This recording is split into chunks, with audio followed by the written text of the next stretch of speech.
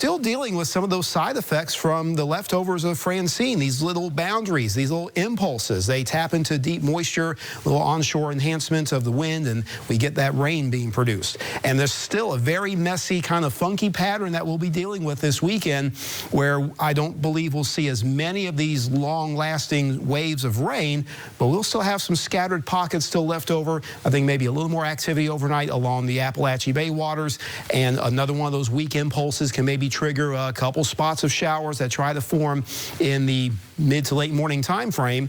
And with a little bit of sunshine that can still break through, I do have optimism that we can get at least partial clearing in many areas. That can warm the atmosphere, work with the moisture that's around, and cause these more localized spots of rain and isolated storms during the course of your Saturday afternoon. Highest chances will be around Interstate 10 and to the north for the afternoon. Not everybody will get in on rain. It'll be more of those brief types that come and go real quickly, and maybe the sun can break back out. And that can cause some variable amounts of rain accumulations as well. I think overall, expectation about another inch through the next 24 hours. Some downpours are being noted in the forecast data, and those can produce some higher rain totals.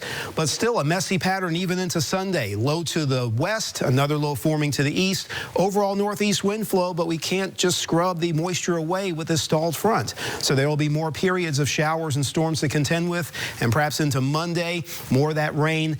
We may tap into a drier transition starting on Tuesday, but even that's not guaranteed. Highest rain totals, though, will be across southern and middle Georgia, where we will see more of a focus of that type of activity instead of here around the state line area. So the extended forecast each day still offers at least some rain activity, but it does drop gradually through the middle of next week. And with more sunshine, we can get some warmer high temperatures.